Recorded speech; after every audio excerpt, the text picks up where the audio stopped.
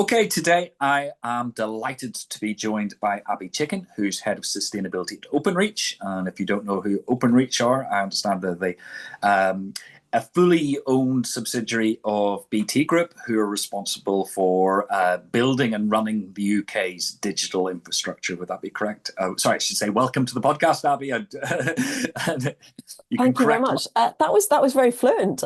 Most people don't let that trip off the tongue quite so easily. So, but yes, that is exactly who we are. We build broadband infrastructure, and yeah, part of BT Group, but we serve 700 other customers as well. Fantastic, and many more, of course, in the general public. But I like to start by asking my guests where their sustainability journey began. So if you could tell us if there are any sort of important milestones in your life that led you to where you are today. A long, long time ago. Yes, I can. And like anything that's well rehearsed and Freudian, I think it started when I was a child. I went to a school that was probably the closest to a forest school that you would get back in the 80s. And I had this teacher, Mr. Walker, who was very passionate about ornithology, passionate about conservation in general, and used to take us out to the woods. And we used to do these kind of flashcards. So could you identify 25 trees and butterflies and things like that? So that was the kind of school upbringing. I lived in a beautiful part of the world, so in the Wye Valley, down sort of between England and Wales, right on the edge of the Forest of Dean, and used to just spend most of the time outside, and took that entirely for granted.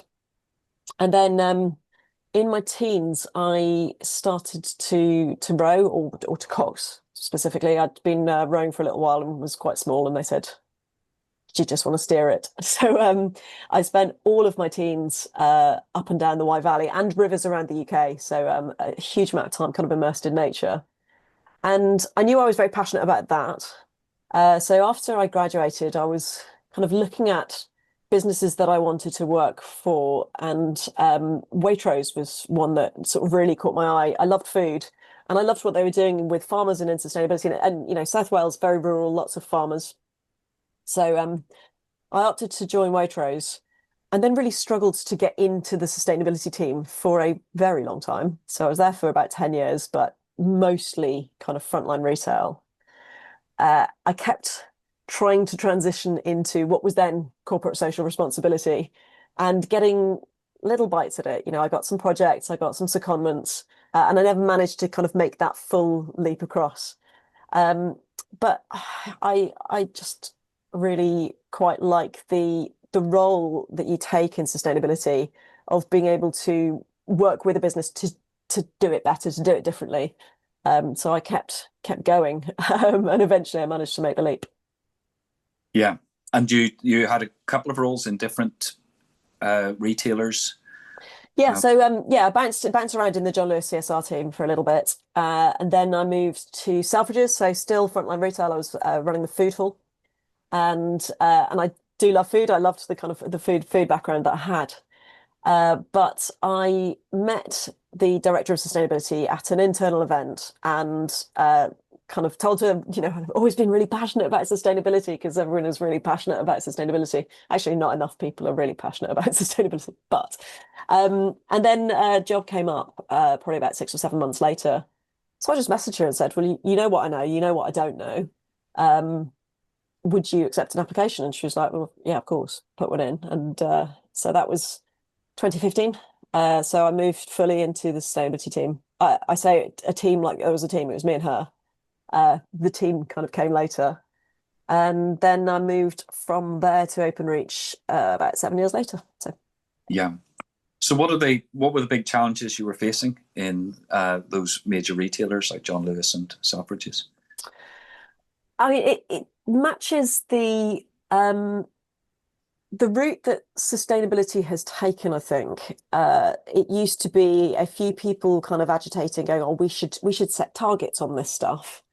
And the first carbon targets we were setting were a bit finger in the wind, like how much do we think we can reduce carbon by? Well, they've said they're going to reduce it by 15%, so let's go for 20 and sort of suck it and see. And this is well before Science-Based Target Initiative or anything that was really measuring on a kind of national or international level. And we got into trouble. At John Lewis, the woman who was the director of sustainability, this is going back a long time ago, set a target saying, "Oh, we're going to source entirely FSC certified wood." Mm-hmm. And then we kind of went, "Oh, hang on, there's not enough FSC certified wood in the world to meet the demand." So we'd kind of gone, "Oh, this is a really ambitious target." So then we had to dial back on the target and kind of go, "Okay, how else do we do this in a really credible way?" And the sort of evolution of sustainability over that time, now they have a really comprehensive sourcing program and sourcing team, and and people start to recognize the international investments you've got to make in your supply chain.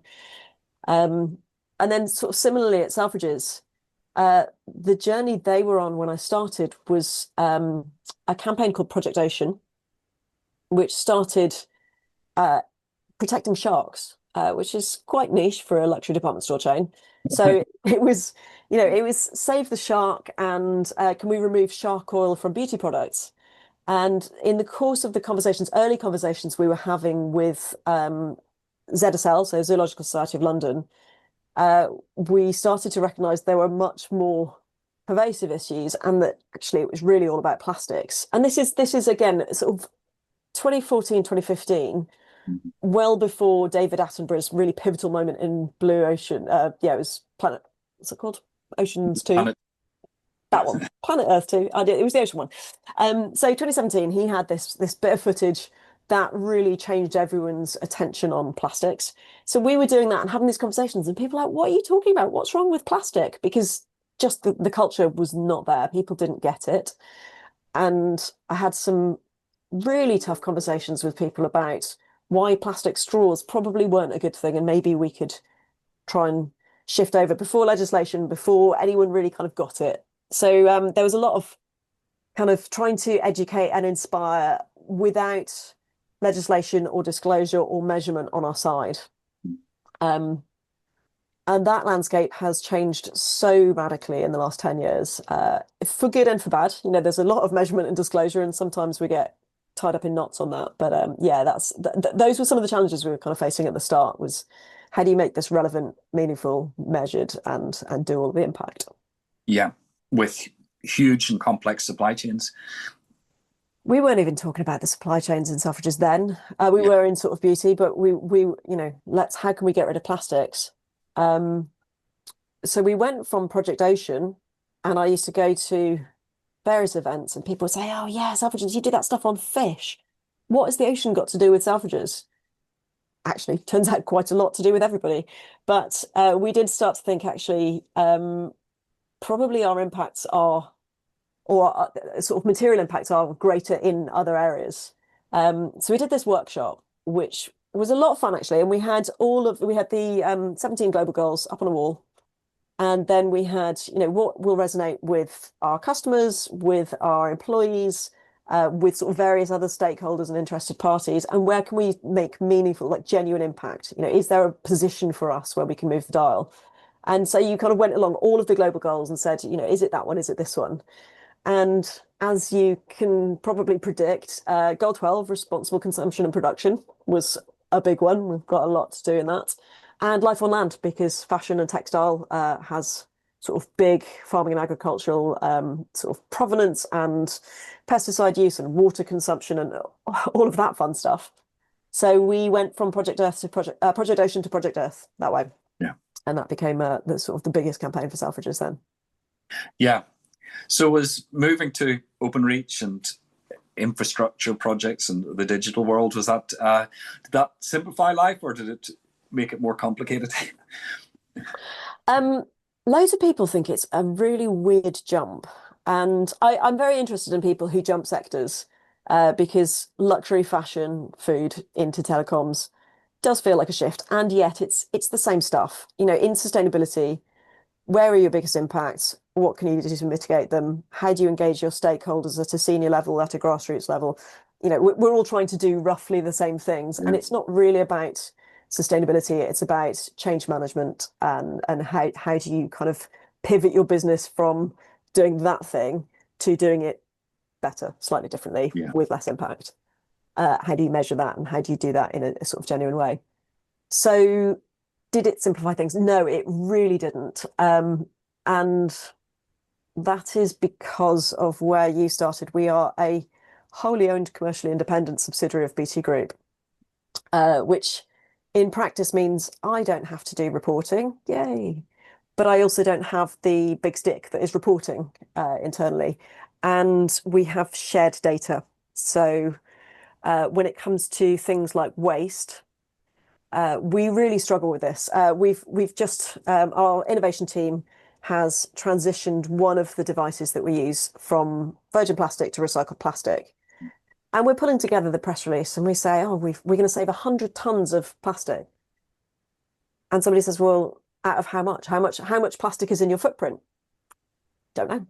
Yeah. We don't have a waste footprint because we are in shared occupancy units, and all the waste is serviced at BT Group level. And so, we can get data that says this building has had this many bins of various different kinds, but what we can't say is, Openreach, you're generating this proportion of it, and this initiative has driven recycling to that level, which in sort of previous businesses, that is your waste strategy. How much is going in the bin? How much of that is recycling, and can you move things sort of along the waste hierarchy? We don't get that, which makes engagement quite a lot harder because data is really emotive. People like to know and measure their progress, and if you can't pinpoint it on that makes things difficult. So no, not simpler, but still quite a lot of fun. Yeah. Well, the old saying, if you can't measure it, you can't manage it, springs to mind. And the other thing, I suppose, if I could pinpoint something you said there, which was very interesting, was the idea that if and all organizations do this, they say, we've saved 100 tons of plastic, but they don't say out of how much. They don't put that in context. And it is an important thing to pin down to I think, to make that context clear. I think it's critical because, if I say, oh, we've done this thing, it's saved 50 tons of plastic, well, 50 out of 55 is amazing, but 50 out of 5 million is probably a bit crap. So, Yeah. there's, and I really pulled back on some of those stats that were going into our annual report, which said, we've changed this bit of packaging for that, but, we've removed plastic and we've put things in a cardboard box, which saves X. And I was like, until we can quantify it, it just feels a bit weird. It's this sort of one like standalone little case study. So we've been working on a lot on data at Openreach, and how can we measure stuff so that we can manage stuff. Yeah, absolutely. And what other sort of challenges when you're rolling out this broadband across the country? I suppose first, for a bit of context, is it going to be a universal service, or is it going to be sort of 80% of the population, 90% of the population? How does that work? If there's a hill farm somewhere in the wilds of Cumbria or somewhere, is it going to get fully connected just the same as me sat in the middle of a major city? I'm sure there are people in cities who go, why aren't we connected yet? Yeah, the way we build is interesting because we are a commercial business. So there are reasons we will build in certain urban populations, and that is kind of market-led commercial decision. And then there are places where nobody in their right mind would build, because if you are going to build out to some hill farm in Cumbria, then actually that's hugely expensive. And because we are a B2B, we don't even know if you're going to take up our service. So you might be there quite happy. You might be on Starlink. You might be happy with copper. You might be off grid and just don't want the internet. Who knows? So for us to make those choices is expensive, time costly, and with no guarantee.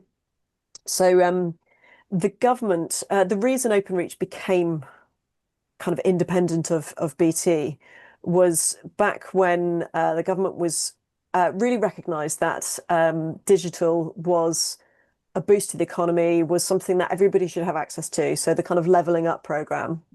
So they said, well, how do we drive broadband in the UK? Best way you drive it is through stimulating competition, and the best way you do that is by ensuring that BT, who had all of the ducts and telegraph poles for the last 100 years, shared that. So Openreach became effectively the landlords of the Poland duct network, which means we have to share that access. So anyone who wants to come and build can apply and build on our network where it's safe to do so. So with that, the government also divided up these kind of plots. So you get lots of kind of areas that they want you to build to with quite a lot of money behind them. So they might say, you know, there's going to be this very rural patch. In Scotland, it's called the R100 programme, and it's the government backing kind of digital rollout. And they're awarded fairly, you know, we tender for them, and so we get some of our competitors get some. So that is how that's kind of addressing the bits of the UK that are really challenging. Openreach does build rural. Not everybody does. You know, for some businesses, it makes sense for them to just focus on blocks of flats because that's quicker and cheaper. But yeah, we do get out into the wilds and the highlands and in islands, and we build everywhere. Right, fantastic. And I suppose a bit of a stupid basic question: what are there sustainability benefits of broadband? You know, we're obviously having this discussion remotely, which we wouldn't be able to do if we didn't both have a broadband connection. But have you been able to quantify that in any way? Is what does broadband bring to the table? You know, Yeah, and it's a lot of things. You know, what we do by connecting people gives people access to jobs and education and training. So there's kind of immense social value in having a broadband connection. Telecommuting, you mentioned, I think the estimate is that you know this connectivity saves something like 400 million commuting trips. So you're right, you know, for all of us, and COVID really made this difference. There's a lot of people who work at home for a part or all of their job, and it means that you know you can reduce flights, you can reduce all kinds of travel. You can have these dialogues with anyone anywhere, and that's brilliant. It's also doing quite a lot else because it underpins all of the technology that helps. So whether it's smart technology, smart grids, the Internet of Things, I think the average at the moment is something like 15 devices in your home are connected to your Wi-Fi at any one time, because it's not even just your digital device, your computer or your phone, it's your TV, it's your fridge, it's your washing. My washing machine, I can control. You know, it's bonkers. But with all of that and the monitoring and sensing is the kind of sleep modes, the switch off, the actually how can you reduce your energy consumption through your smart meter. So it does all of those things as well. And then this one I really enjoy actually. I was a child of the 80s.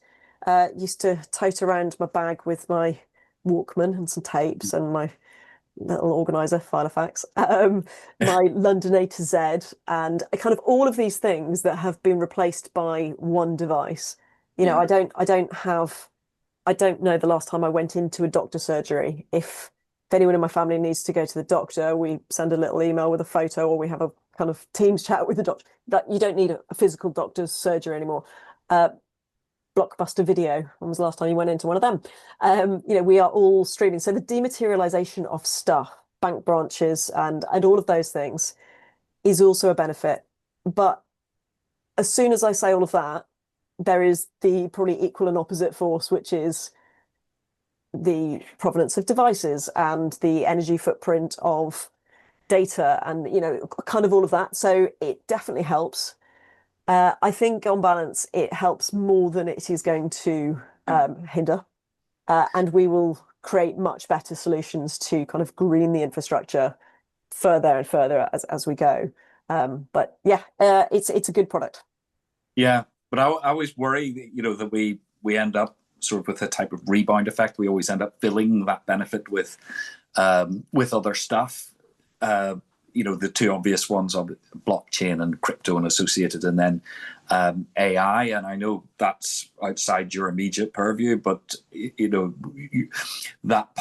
you're part of the networks literally that connect us to ChatGPT and whatnot. So Well, do you know, I went to an event with The Economist last week, or London Climate Action Week, and this really stuck with me. There's a journalist who said uh, AI is accountable for about 17% of a data center's consumption, and data centers are responsible for about 1.5% of EU and US electricity consumption.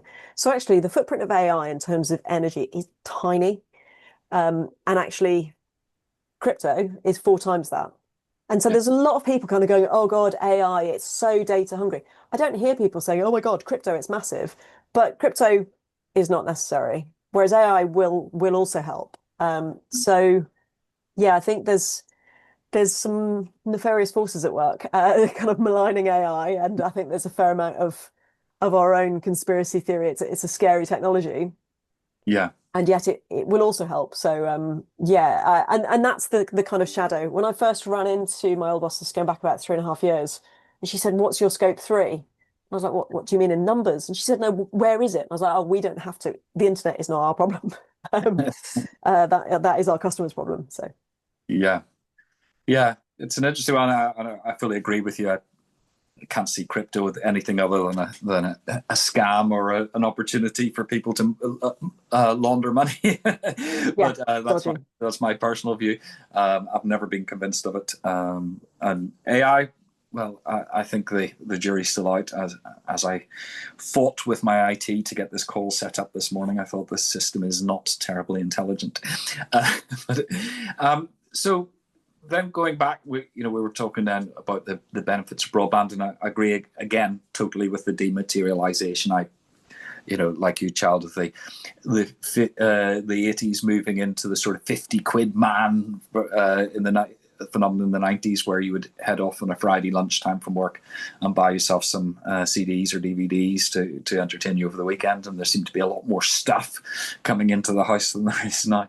So I fully agree with that. So I suppose stepping down a level to your operations, I think I picked up that you have one of the biggest EV fleets in the country, if not the But biggest. both kinds of fleets, unfortunately. Yeah. So yeah, we operate the second biggest commercial fleet in the UK, van fleet. After Royal Mail, because everybody always asks who's first.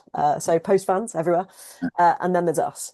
So yeah, we have a lot of diesel vehicles, and also now quite a lot of EV vehicles. Um, we should hit over a third of our fleet will be EV by the end of this year. Right. And what are the challenges associated with that? Oh, manifold. Lots of challenges. The biggest ones, eh, where to start? We are a home parking fleet. So unlike Royal Mail, we work really closely with Royal Mail on lots of fleet things actually.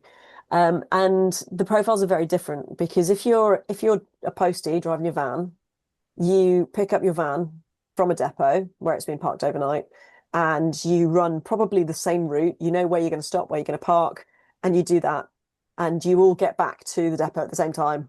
Which, if they're EVs, everybody plugs in at the same time could take down the local grid.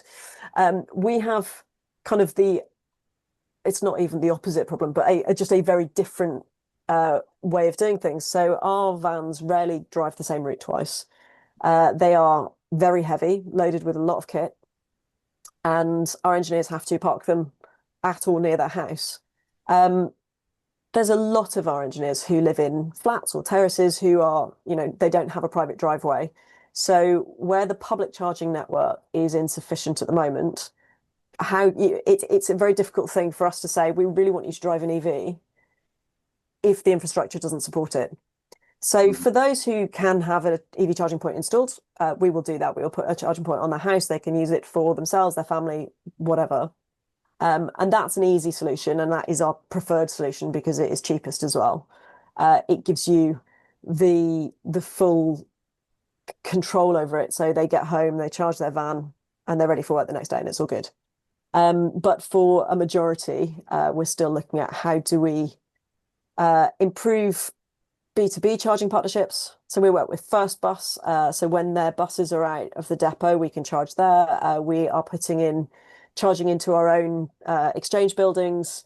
But same question as Royal Mail, you don't want to take down an exchange building because you've plugged in a load of vans to it and then people lose the internet. That's never going to be a popular sort of excuse. So yeah, so that's the biggest one. The other challenges are that there are some kind of perception and desirability challenges, hearts and minds, because it's very difficult for all of our great internal comms work to face down the tide of red top establishment media, which says my nan's EV blew up on the motorway last week. And there is conspiracy theory, I believe, a fossil-backed lobby against EVs. There's a lot of evidence to prove that. So you see these stories kind of coming out of why EVs are not the solution, why they're bad, why, tire dust is going to give your kids asthma, and what about the mining, and what about the batteries, and what about the safety, and potholes, and that is relentless. And so there are plenty of people who kind of look at that and think, not sure, it's a new technology. I'm just gonna either I'm firmly against and I believe all of that, or I'm just gonna sit on my hands and see what happens. And I think for us, there's a sort of fairly quiet majority. We've got nearly 5,000 people who are driving EVs already. We've got some people who are kind of over my dead body. I really don't want to do that. Fairly small kind of cohort of people like that. And then the majority who are kind of like, well, I might wait until the range is better, until I sort of know that this is definitely the technology that is going to fly. It's not going to be hydrogen or HVO or any of the other things. This is where it all kind of bottoms out. So we did lowest hanging fruit first, as everybody does. Would you like an EV? Yes, please. Great, you can have one. That was easy. Yeah. The next bit is actually it is either harder because there is nowhere for you to charge, so we've got to figure that bit out before we're going to make you do this, or because you just don't want to. We're in not quite in that space, but where that will come quite quickly.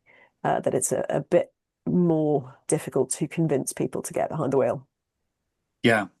But do you see a tipping point where this just becomes the norm, where somebody going, I don't want to drive an EV, then everybody will turn around, look at them and say, why not? Yeah, I absolutely do. I think I've got a friend who runs Octopus EV, and she said, all of the kind of the lobbying that's going on, all of the discussions and the debates that are happening, the technology is so good that it will just bulldoze all of that. There will come a point, and the ZEV mandate. So the government has the zero emissions vehicle mandate. That will drive a massive shift. EV take up is huge. Every year it's kind of more and more people in EVs. And anecdotally, once you get somebody into an EV, they are absolutely over the moon. It might take some convincing to get them behind a wheel, but once they've done it, they're more comfortable, they're easy, they're fun to drive. It's just a better experience. And once we get somebody into an EV, the in-life kind of service and maintenance is so much lower. They're more reliable. There's lots of benefits, Yeah. but it is just that, how do we get them to swap their keys? And can the automotive market, can they supply EVs? If you decided to take on another couple of thousand, Yeah. is there a major So lead time to do that, or are they readily available? the availability is so much better. Going back to not long after Russia invaded Ukraine, there was a big chip shortage, and so there was a real struggle, which then affected prices because everyone's competing to try and get the few vehicles that you can get. So you didn't have choice. You didn't necessarily have a kind of fit for purpose vehicle, like the right size and capacity. And all of those challenges are not gone away, but going away. They are becoming more affordable. There is becoming kind of more availability and more choice. And we placed at Beta Group, we placed the biggest EV order in history, I think, at the back end of last year. So, and these are the ones that are kind of rolling into the business now. Yeah. So yeah, that sort of availability question has quietened. And the affordability question is also quietening. I think for smaller format vehicles, you're already looking at price parity. The other kind of larger ones will start to hit price parity in the next couple of years. So Yeah. it's an improving position. Well, that's you've probably answered my next question, which was, people like yourselves or Royal Mail making these big purchases. How much does that, move the market forward, both in terms of just sheer volume, but also giving suppliers confidence that the market is there? Yeah, well, I think there's those two, and we also lobby on the kind of the market signals that the UK can send to make sure that there is investment into automotive manufacture in the UK, which creates jobs, which then stimulates the market for kind of other businesses and other individuals. So we see a huge role to play within that. If we are committed, this is why we put this big order in. So we said, actually, we're going to order a load of vehicles and then they'll roll into the business or sort of trickle in more slowly, because that gives those businesses confidence to kind of invest here. But as well as that, we have installed, I think, about 3,000 EV chargers into people's homes. So if they've got a family car, it is really easy for them to switch that over because they've already got somewhere to charge it. There's that social norming that happens. You've got somebody on your street who's got an EV and who's like, "This is brilliant, this is great," and there's a ripple. And on a commercial or sort of business level, uh, all of us are feeding the second-hand van market. So we're only just starting to see the first few EVs at end of lease hitting the second-hand van market. But there will come a point of, again, 27, 28, where you'll just see more and more EVs hitting the second-hand market, which then makes adoption easier for, small, medium enterprises, lone traders, anyone who drives an old Openreach van. And there are lots of sole traders who, guy with a van probably has an Openreach rack van that's just rewrapped. Yeah, yeah. So it does sound as if it does affect the market quite a lot. Yeah. So what are the other big challenges then in terms of installing broadband from a sustainability point of view? So we have three key themes as part of our Openreach sustainability strategy. Lowering emissions, and fleet is a major part of that. The other side of that is lowering emissions in the network. So we've talked about we're building broadband. There's still a huge number of people who are on older technology, which means we're running, and this is true in the mobile market as well. You've got 2G, 3G, 4G, 5G, 6G. So all of those products consume energy. So that there will be a point where all of these technologies consolidate and we can switch off a lot of stuff. But at the moment, it's quite energy hungry across that landscape. So we are busy trying to just switch things off. Can we retire technologies that are already redundant, which works on an energy consumption and on a materials point of view as well, because we have the old copper network. So copper is one of the materials that enables the green transition. It's a key element in solar panels and EV charging points and all of that. So the more we can retain the copper within Europe and within not necessarily even the sector, but sort of within kind of European technology space, that is better from an extractive point of view. It's cheaper. There's a lot of value to that. So yeah, looking at kind of network impacts. Then there's how we build. So we are still, and will remain for another year, I think, at sort of peak build. We will build more this year than we've ever built in history. And that will be to 5 million homes this year. That has implications in terms of, you asked about, are we going to build to your little tiny farm in Scotland, which is where I'm envisioning you living right now. Middle of absolutely nowhere. We build to some of the most beautiful and remote and protected parts of the UK, and we use a lot of materials to do it.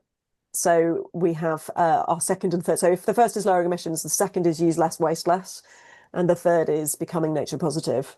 So how can we minimize our material impact and what is left behind, and how do we kind of, that point around consolidation, how do we clean up?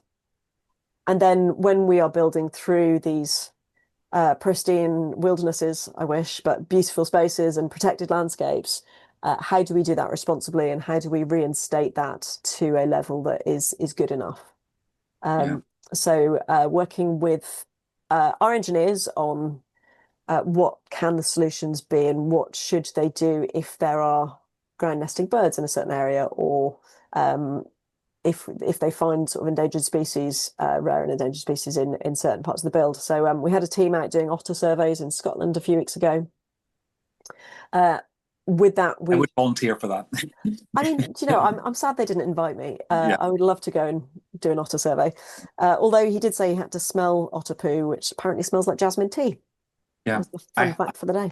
I have a Sprint somewhere here in my office. I'm not quite sure where it is at the minute, but in a sealed container. But I do have an Otter Sprint in my Does it office. smell like jasmine tea? I haven't sniffed it recently. Can be It an may have gone activity off. for later. But, Um, but you're a yeah, trustee of your local wildlife trust, aren't you? yeah. So Vice Chairman of Surrey From Wildlife Trust. introduction. So is that come from this work, or is it just happened to be a sort of synergy that you've got an outside interest in nature as well?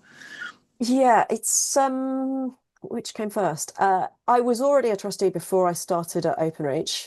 So I've always had this interest in nature, and that was a COVID benefit, I think. So before we went into COVID, I was the director of volunteering at Pride in London, Yeah, and then had a baby.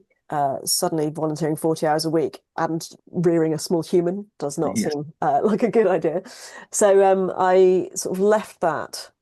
And then during lockdown, so I had a baby during lockdown, and we hiked for months and months and months because you couldn't really do anything else. So, there's no baby groups going on. So he was just in a little sling yeah, and went and found all these amazing places around Surrey that I'd not really visited before.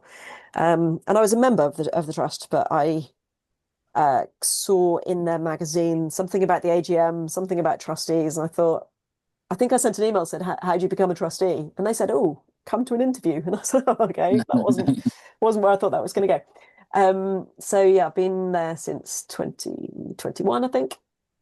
Um, it helps. It helps in terms of my understanding of the kind of nature and conservation movement. BT has a partnership with the Wildlife Trusts as a federated movement. yeah, So, I'm kind of well versed in what the Wildlife Trust does through my volunteering. But at Openreach, we have a partnership with RSPB. yeah, So it's a business conservation advisory partnership. So it's more consultancy than philanthropy. And they help us with things like guidance around ground nesting birds. yeah, So if there is a certain species that we might be struggling with, say you've got gulls on the roof of an exchange, they can advise on sort of the best way to manage that doesn't involve netting or trapping. So yeah, we work with the RSPB on that side of it, and through that we are developing our nature positive strategy as well. So yeah, it's going at it from both sides. right. Fantastic. I should probably have asked before, but you do have a net zero target, don't Yes, you? yeah, sorry, I should have started with that. Yeah, we have a science-based target. We aim to be net zero by the financial year end of 2030, so March 2031, for our own operations, so scopes 1 and 2, and then for scope 3, 2041, in Yeah. ourselves extra 10 years. So what does the science-based target part of that, the actual carbon reductions, what proportion of that makes up your target? Again, back to what proportion is Openreach is. We need to see an 82% reduction to hit that. How we split that out is the subject of some debate, because how much do we have to convert the fleet to reduce diesel emissions in the fleet, and how much do we do that somewhere else in the business to kind of meet that target? And the answer is, let's do it all, and if we smash the target, then even better. So yeah, the fleet makes up something like 2/3 of BT Group Scope 1 emissions. So that is the biggest thing. Uh, Yeah. and then yeah, the rest. We manage Scope 2 through kind of a combo of PPAs, but also this reduction and consolidation will be really key. Right. Fantastic. And well, 2031 seems still quite ambitious. 6 years away. Doesn't it? What's what What do you feel are the odds of meeting that, or do you feel you're on track? Or Yeah, we are. And do you know, this has been a huge piece of work on data because um we we said we're going to convert to EV or majority EV.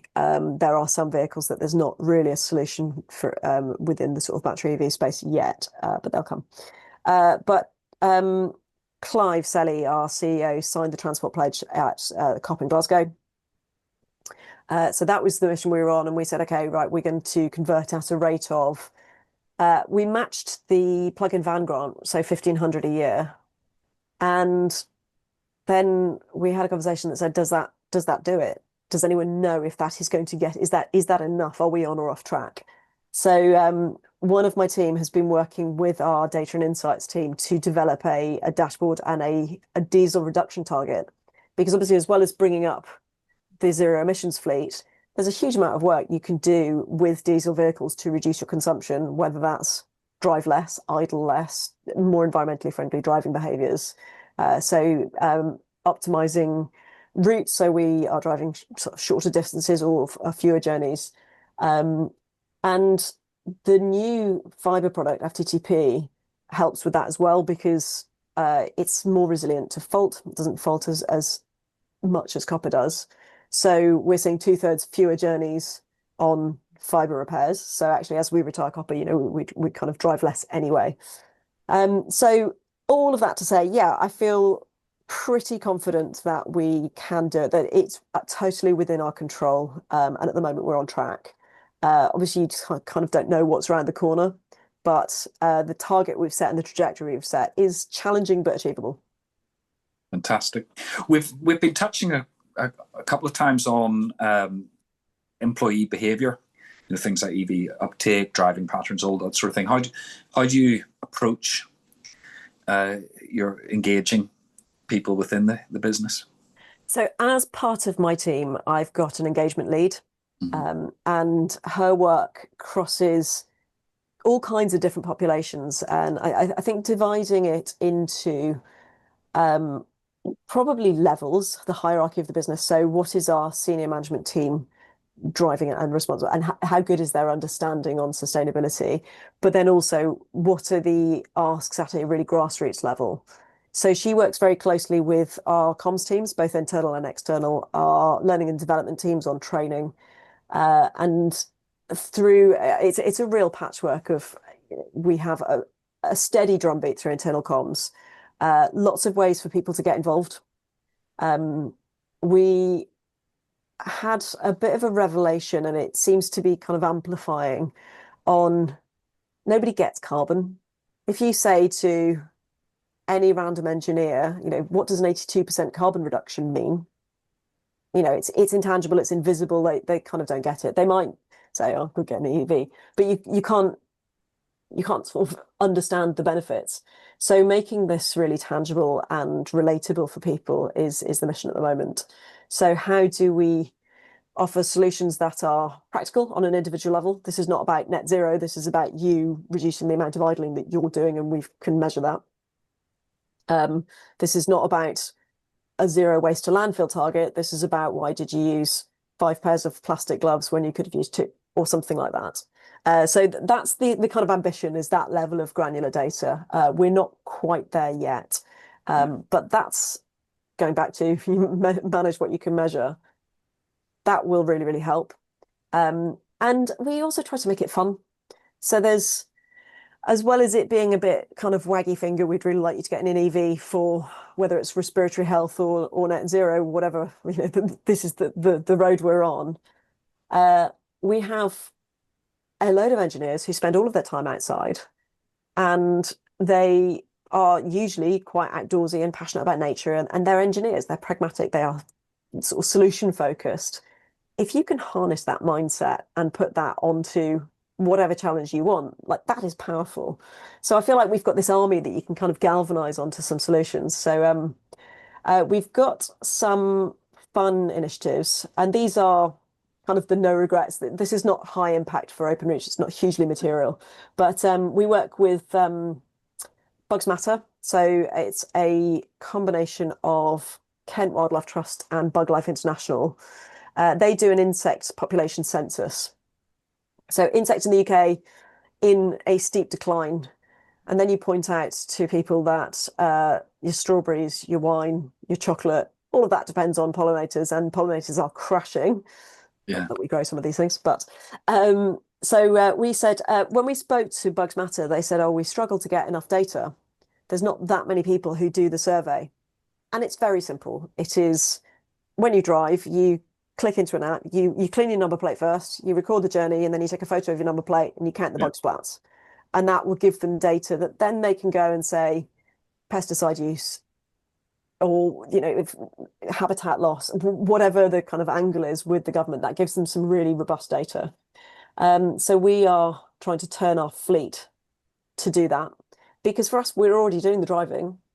We already have to do a safety check. So adding that in is not a significant ask. It's not a huge behavior change. But I think one of my team, I probably shouldn't own this because we don't know if it's true, but if we were to do like half the fleet, we'd become the biggest biodiversity data gatherer in the UK. Which is just not what you expect from Openreach, Yeah. really, but I quite like it. So if we can aim for that, that would be amazing.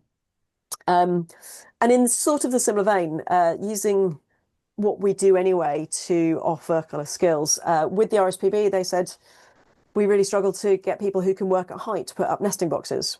So we are out using our many people who can work at height and some of our tools and our equipment to put up nesting boxes for endangered species. So at the moment, we are swifts, sparrows, house martins, and pipistrelle bats. So we're putting up nest boxes with the RSPB across the country. So we did some last week in the West Midlands. We've got some going up this week in Northern Ireland.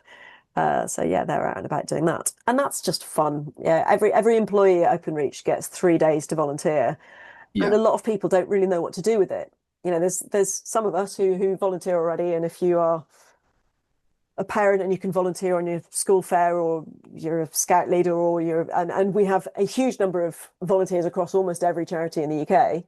But there are still a sizable proportion who are kind of like, well, I don't really know what to do.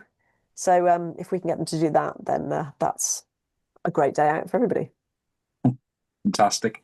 Well, I've kept you for quite a long time. We're coming to the end of our slot, so I suppose my final question is: if you were moving on and leaving your position and doing a handover to someone else, what would your key pieces of advice be? Oh, wow, that is a question. My key pieces of advice to somebody coming in.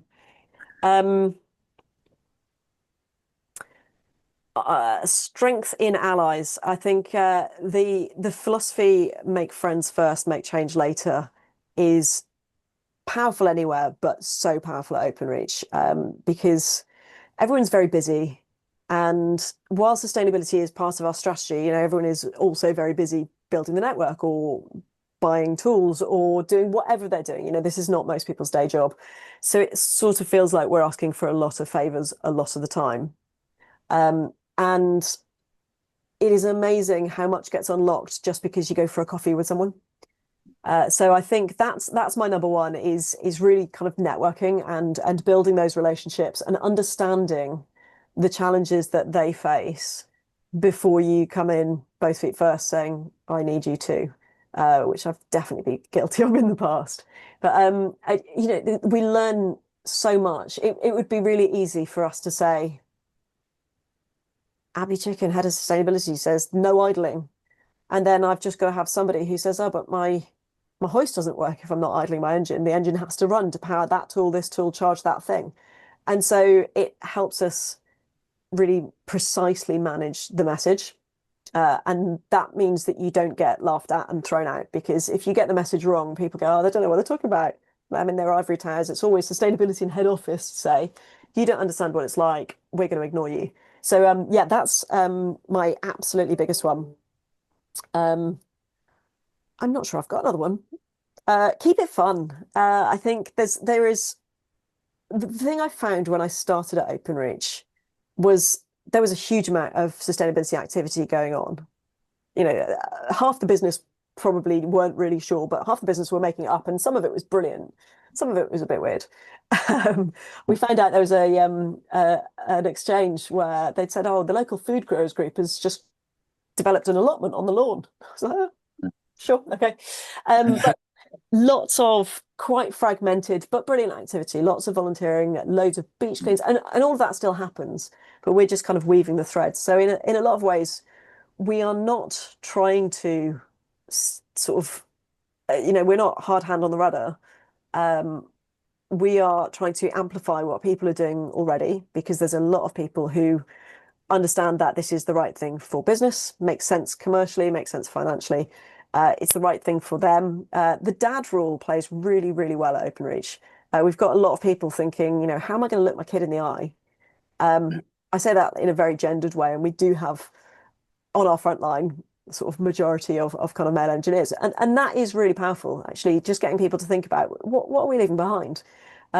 So yeah, I think getting people involved, listening a lot, and then just getting them to come up with the solution rather than the sort of, we're going to tell you from the top, because I don't know the best way to reduce material usage in certain bits. And somebody will have some brilliant idea that I had no idea could even be a thing. So yeah, that I think is the other route in.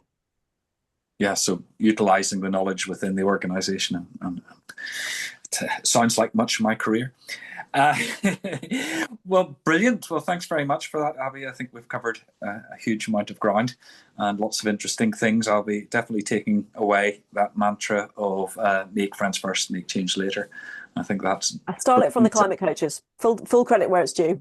Yeah. Oh, well, no, plagiarism is, steal from the best. That's always the the best idea. So it just leaves me to thank you for joining us today and sharing that. Brilliant. Thank you for having me.